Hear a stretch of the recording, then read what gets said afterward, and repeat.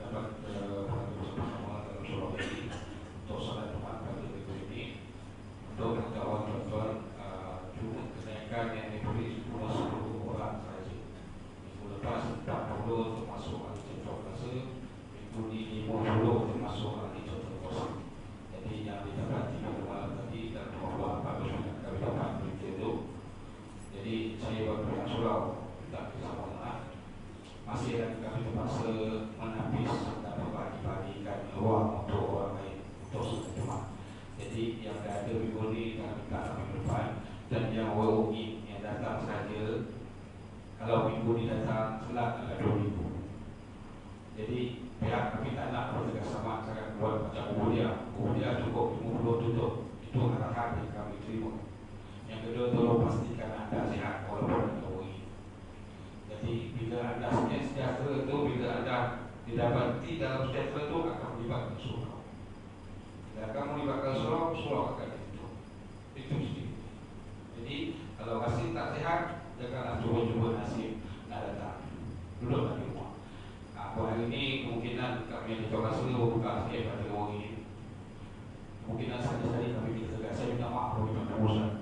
Bukan apa, kami tak ada benda yang berlaku melibatkan perintah surau. Jadi insyaAllah kalau digunakan ramai, dia biarkan ramai. Masa ini 10, 4, 50 orang termasuk kita kuasa. Dan yang di luar sana pun begitu juga. Kalau anda datang OI, kalau boleh janganlah hari boleh duduk depan bagi besok tambah jadi kami terpaksa menjawab dengan pemerintah. Selagi tak ada pemeriksaan, alhamdulillah. Ada pemeriksaan, jawab masing-masing. Kami tuan-tuan tak jawab, tak promosi dengan kami, nanti terpaksa menjawab. Jadi saya minta kerjasama. Ya OI, dah ada OI dan kami boleh berbanyak datang. Pasal kita pegang pada kami ialah menghormati pemerintah. Kami sebagai ketua kuasa kena ikut apa pemerintah yang arah kepada kami. Jadi kami di tengah-tengah menunjukkan anda nak datang semua Jumaat, kami nak akur dengan arahan pemerintah. Jadi bertimbang rasa dan berserahan kepada semua. Saya cukup risau sebenarnya, bukan risau. Kalau kita muslim di belakang kalau bapak kan, bapak sini alhamdulillah soal non kita telah mematuhi soal sebelumnya. Alhamdulillah daripada bulan 3 tahun lepas sampai ke bulan ini terjadi dengan arahan untuk alhamdulillah. Terima kasih dan terima kasih semua. Dan insyaAllah kita cobalah akur seberapa yang kita boleh. Kedua, kita masih lagi ada kuliah online setiap lepas maghrib.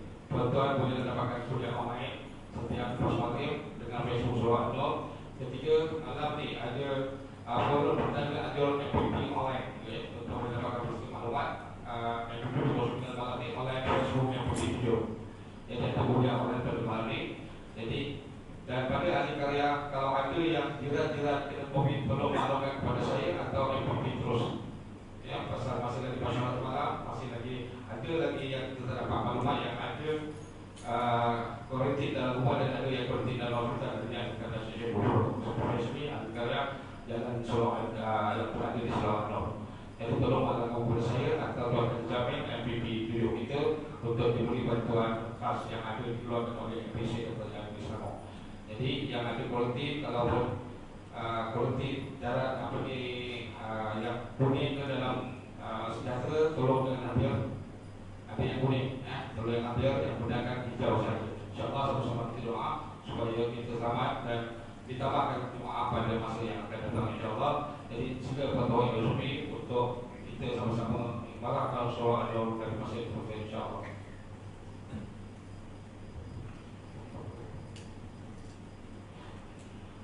Inna Allah wa malaikatahu yusalluna 'alan nabi ya ayyuhalladzina amanu sallu 'alaihi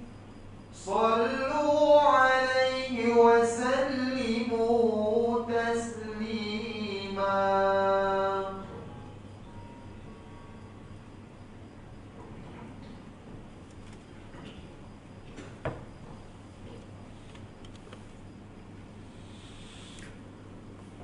Assalamualaikum warahmatullahi wabarakatuh. Allahu Akbar.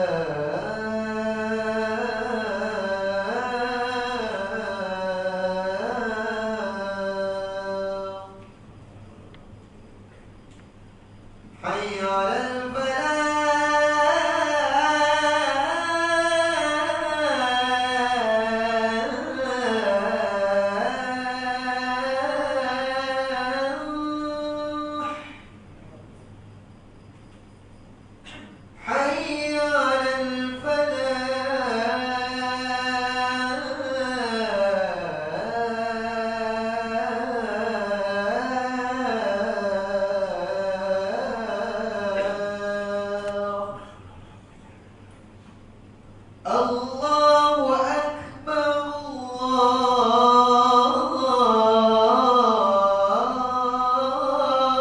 Akbar. La ilaha illallah.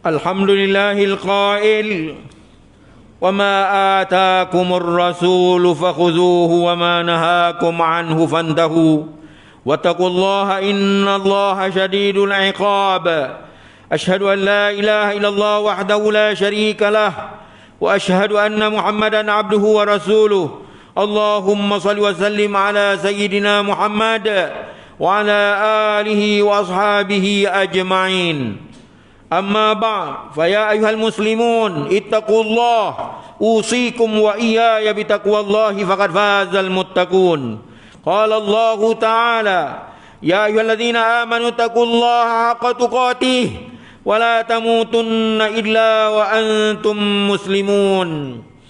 Muslimin yang dirahmati Allah sekalian, saya berpesan kepada diri saya dan juga kepada seluruh hadirin sekalian, marilah sama-sama kita memperkukuhkan ketakwaan kepada Allah Subhanahu wa taala dengan melaksanakan segala perintah dan suruhannya serta menjauhi segala larangannya dan tegahannya. Semoga dengan demikian kita sentiasa mendapat kasih dan rahmat daripada Allah Subhanahu wa taala. Khutbah pada hari ini bertajuk kepentingan hadis Nabi dalam beragama. Hadirin jemaat yang dirahmati Allah, Al-Quran dan Al-Hadis. Al-Quran dan hadis Nabi SAW adalah sumber wahyu. Sumber wahyu yang saling melengkapi antara satu sama lain. Al-Quran berfungsi sebagai kitab yang menjelaskan ajaran agama secara umum. Sementara hadis Nabi pula berperanan memperincikan ajaran-ajaran umum berkenaan supaya ia dapat diamalkan. Sebagai contoh, Al-Quran telah memerintahkan umat Islam agar menunaikan salat dan mengeluarkan zakat seperti yang disebut di dalam suratul Baqarah ayat 43. A'udzubillahi minasyaitonirrajim. Wa aqimus shalah wa atuz zakah warka'u ma'ar rakin. Dan dirikanlah salat dan keluarkanlah zakat serta rokoklah. Rokoklah kamu, yakni berjemaah bersama orang-orang yang rokok. Namun ayat ini hanya menjelaskan perintah salat dan zakat secara umum dan tidak memperincikan hal-hal lain yang berkaitan.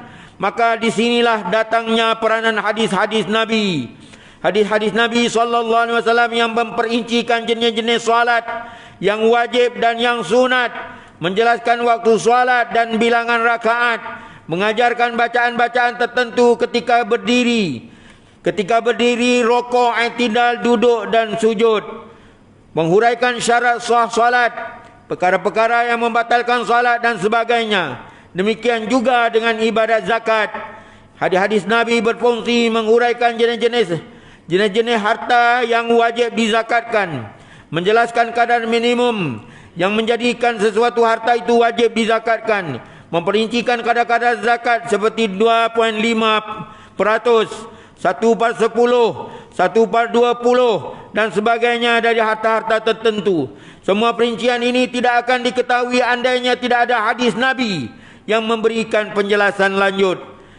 Atas sebab inilah Imam Al-Auza'i rahimahullah ta'ala menegaskan bahawa kitab Al-Quran sentiasa memerlukan penjelasan agama daripada hadis Nabi SAW.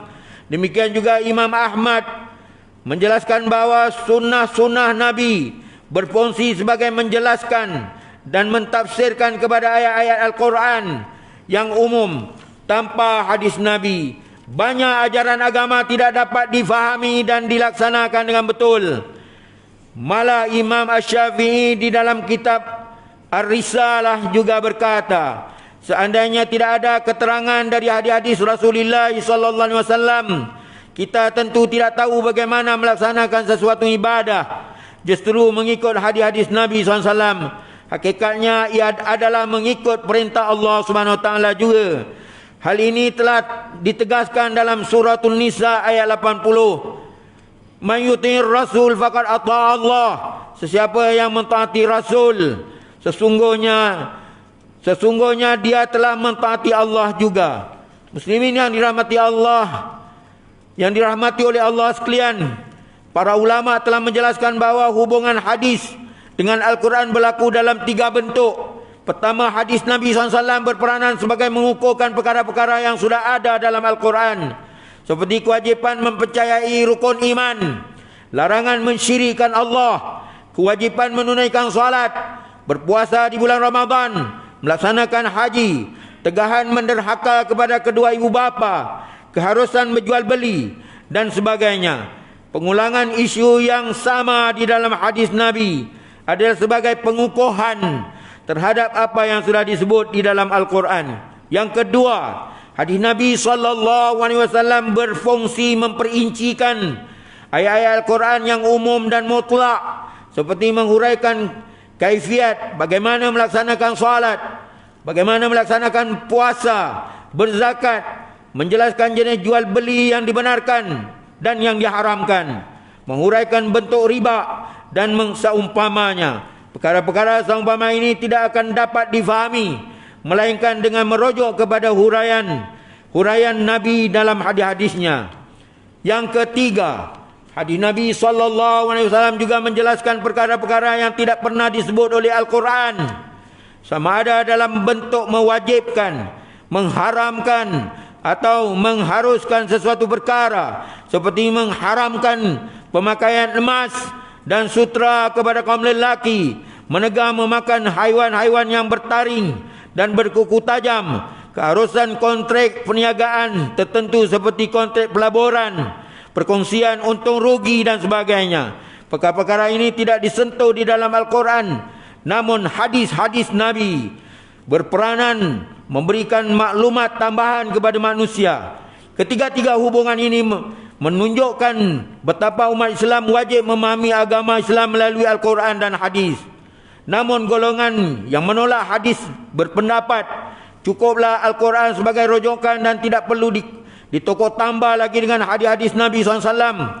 Golongan ini sebenarnya persis seperti mana yang telah dikhabarkan kepada kita tentang kemunculannya melalui sebuah hadis yang diriwayatkan oleh Abi Rafi' radhiyallahu anhu, bahawa Rasulullah SAW telah bersabda, la ulfiyanna ahadakum muttaki'an ala arikatih ya'tihil amru min amri mimma amartu bih aw nahaitu anhu fayaqul la adri ma wajadna fi kitabillah ittabi'nahu. Janganlah sesekali aku temui seorang daripada kamu yang sedang bersandar di atas sofanya, kemudian datang satu perkara daripada urusanku, sama ada perkara itu yang aku suruh atau yang aku larang, namun ia berkata, aku tidak tahu, apa yang kami temui dalam kitab Allah sahaja yang kami ikut. Sedangkan mengambil hadis dalam beragama bukanlah bererti kita mengenepikan ajaran Al-Quran, malah merujuk kepada hadis dan sunnah Nabi SAW itu sendiri adalah sebahagian daripada suruhan Al-Quran. Dialah bagaimana Al-Quran sendiri telah memerintahkan kepada kita supaya mentaati Rasulullah SAW dalam suruhan dan tegahannya menerusi suratul Hasyr ayat 7, seperti mana disebut dalam awal khutbah ini, yang bermaksud, dan apa jua perintah yang dibawa oleh Rasulullah SAW kepada kamu, hendaklah kamu terima dan amalkannya, dan apa jua yang ditegahnya kepada kamu, hendaklah kamu patuhi larangannya, dan bertakwalah kepada Allah, sesungguhnya Allah amat berat azab siksanya. Justru umat Islam tidak boleh mengasingkan hadis daripada Al-Quran kerana ia akan menimbulkan salah faham dan kesesatan dalam beragama. Secara logiknya, jika hadis Nabi ditolak dan tidak diamalkan, bagaimanakah kita dapat mendirikan salat dengan betul? Bagaimana cara berpuasa? Harta apakah yang wajib dizakatkan? Bagaimanakah proses ibadat haji yang dilakukan? Apakah ciri-ciri halal dan haram dalam jual beli dan sebagainya? Separuh dari ajaran agama ini tidak dapat dilaksanakan jika hadis Nabi SAW ditolak ke tepi. Demikian pentingnya hadis Nabi dalam beragama. Tanpa hadis tentunya umat Islam tidak akan mampu untuk melaksanakan amalan-amalan agama. Barangkali setiap orang akan melaksanakan ajaran agama mengikut selera dan pahamannya sendiri. Ini akan menyebabkan agama Islam dilihat sebagai cacat marba dan tidak bersistematik. Justru bagi membetulkan asas dalam beragama, Rasulullah SAW mengingatkan umatnya agar menjadikan Al-Quran dan hadis sebagai rujukan bersama. Hadis dari Abu Hurairah radhiyallahu anhu bahwasanya Rasulullah SAW telah bersabda, "Inni qad taraktu fikum syai'aini lan tudillu ba'dahuma, kitaballahi wa sunnati." Sesungguhnya aku telah meninggalkan untuk kamu dua perkara. Kamu tidak akan sesat selama berpegang dengan kedua-duanya, yaitu kitab Allah, yaitu Al-Quranul Karim dan sunnahku, riwayat Al-Hakim. Hadirin sekalian, mengakhiri khutbah ini terdapat beberapa kesimpulan dan pengajaran yang boleh kita fikir dan renungkan. Yang pertama, umat Islam wajib memahami bahawa ajaran agama Islam hanya dapat dilaksanakan dengan betul apabila kita merujuk kepada Al-Quran dan hadis-hadis Nabi SAW. Yang kedua, umat Islam mestilah menolak golongan anti hadis, golongan yang mempertikaikan keperluan hadis, dan golongan yang berpahaman liberal, sekular dan sebagainya.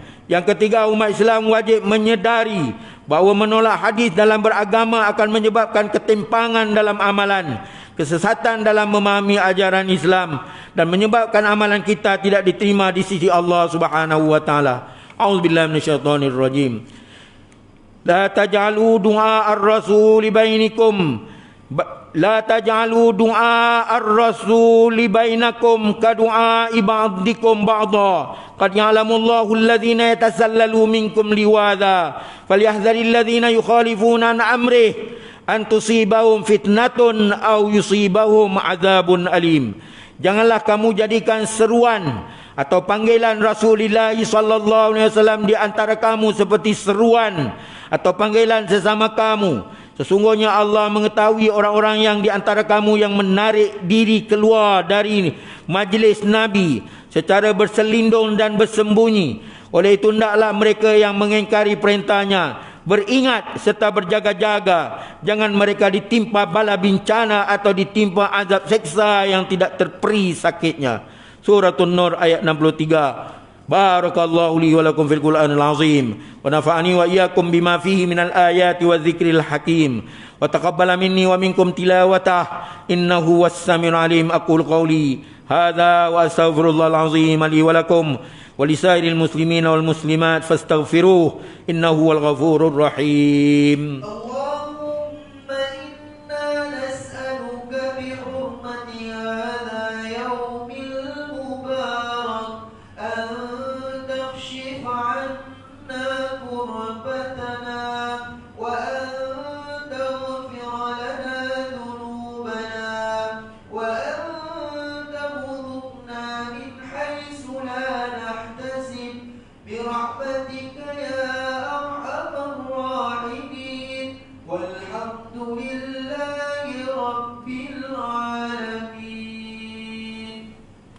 Alhamdulillahilladzi ja'alana minal muslimin wa razaqana minat thayyibat. Asyhadu an la ilaha illallah wahdahu la syarikalah wa asyhadu anna Muhammadan abduhu wa rasuluh. Allahumma shalli wa sallim wa barik ala sayyidina Muhammad wa ala alihi wa sahbihi wa man tabi'ahum bi ihsanin ila yaumiddin, amma ba'. Fa ya ibadallah ittaqullah usikum wa iyaya bi taqwallah faqad fazal muttaqun. Hadirin yang dirahmati Allah sekalian, sekali lagi khatib ingin mengingatkan supaya sama-sama kita sentiasa bertakwa kepada Allah SWT dengan mengawasi diri dan keluarga kita daripada perbuatan keji dan maksiat. Dalam masa yang sama kita terus berdoa agar seluruh negara kita sentiasa dirahmati dan dilindungi daripada segala bentuk ancaman serta penularan wabak COVID-19. Untuk itu berterimalah dengan baik saranan pihak kerajaan supaya mendaftarkan diri kita melalui aplikasi MySejahtera untuk mendapatkan suntikan vaksin yang telah disahkan oleh pihak Kementerian Kesihatan Malaysia. Mudah-mudahan kita tergolong dalam kalangan hamba-hamba Allah yang bersabar ketika menempuh segala penyakit yang menimpa, berdisiplin mematuhi SOP dan tata cara amalan kebiasaan baharu untuk memerangi wabak COVID-19 demi keselamatan diri dan masyarakat. Dengan itu, dalam kita berhadapan dengan wabak ini, janganlah kita mengambil jalan mudah dengan memudaratkan dan menyakiti diri sendiri. Kita mestilah berjiwa besar, sabar dan kuat mental serta fizikal berasaskan keimanan yang mantap. Marilah bersama-sama kita memperbanyakkan selawat ke atas junjungan besar Nabi Muhammad sallallahu alaihi wasallam, kerana perintah Allah dalam firman-Nya, Innallaha wa malaikatahu yusalluna 'alan nabi ya ayyuhalladzina amanu sallu 'alaihi wa sallimu taslima. Allahumma salli wa sallim ala sayyidina wa maulana Muhammad sayyidil mursalin wardallahumma an ashabi wa qarabati wa azwaji wa dhurriyyati ajmain. Allahumma ighfir lil muslimina wal muslimat, Allahumma ighfir lil muslimina wal muslimat wal mu'minina wal mu'minatil ahya'i minhum wal amwat, innaka sami'un qaribun mujibud da'wat wa ya qadiyal hajat. Allahumma a'izzal islam wal muslimin wa ahlikil kafarata wal mubtadi'ata wal musyrikin wa dammir a'da'aka a'da'ad-din wansurna 'alal qaumil kafirin. Allahumma inna nas'aluka wa natawassalu ilaika bi nabiyyikal amin wa nas'aluka bi asma'ikal husna wa sifatikal uzma an tahfaza bi 'aini inayatikar rabbaniyah wa bi hifdzi wiqayatikas samadaniyah. Jalalata Malikina Al-Muazzam Sultan Selangor Sultan Syarafuddin Idris Shah Al-Haj, Ibnu Al-Marhum Sultan Salahuddin Abdul Aziz Shah Al-Haj. Allahumma dimil auna wal hidayata wat taufiq wa sihhata was salamata min kali wali adi Selangor Tengku Amir Shah Ibnu As-Sultan Salahuddin Idris Shah Al-Haj fi amnin wa salahin wa afiyatin bimanika wa karamika ya dzal jalali wal ikram. Allahumma til umrahuma muslihaini lil muwazzafin wal ra'iyati wal bilad wa bali maqasidahuma li tariqil huda war rasyad. Ya Allah, Engkaulah Tuhan yang Maha Berkuasa. Kami bersyukur kehadirat-Mu yang telah mengurniakan rahmat dan keberkatan kepada negeri ini yang terus sejahtera dan maju, serta rakyatnya bersatu padu di bawah naungan dan pimpinan Raja kami sebagai ketua agama Islam di negeri ini. Ya Allah, jadikanlah kami ini hamba-hamba-Mu yang sentiasa meninggikan kalimat dan agama-Mu.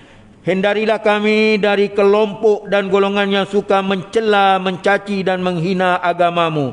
Ya Allah, kurniakanlah petunjuk kepada kami untuk mendirikan salat fardu 5 waktu secara berjemaah, menunaikan zakat melalui lembaga zakat Selangor, mewakaf dan menginfakkan harta melalui Perbadanan Wakaf Selangor dan tabung infak jariah umat Islam Selangor, dan kepada anak-anak yatim melalui Yayasan Islam Darul Ihsan. Allahumma ya dafi'al bala, Allahumma ya dafi'al bala, idfa' anna hadzal waba wal bala wal marad wasyada'id wal mihan bilutfika ya latif, innaka ala kulli syai'in qadir wa bil ijabati jadir. Rabbana hab lana min azwajina wa dhurriyyatina qurrata a'yun waj'alna lil muttaqina imama. Rabbana atina fid dunya hasanah wa fil akhirati hasanatan wa qina adzaban nar. Ibadallah, innallaha ya'muru bil adli wal ihsan wa ita'i dzil qurba wa yanha 'anil fahsya'i wal munkari wal baghi ya'izukum la'allakum tadhakkarun. Fadhkurullaha al-'azima yadhkurkum washkuruhu 'ala ni'amihi yazidkum was'aluhu min fadlihi yu'tikum wa la dzikrullahi akbar wallahu ya'lamu ma tasna'un. Aqimus shalah.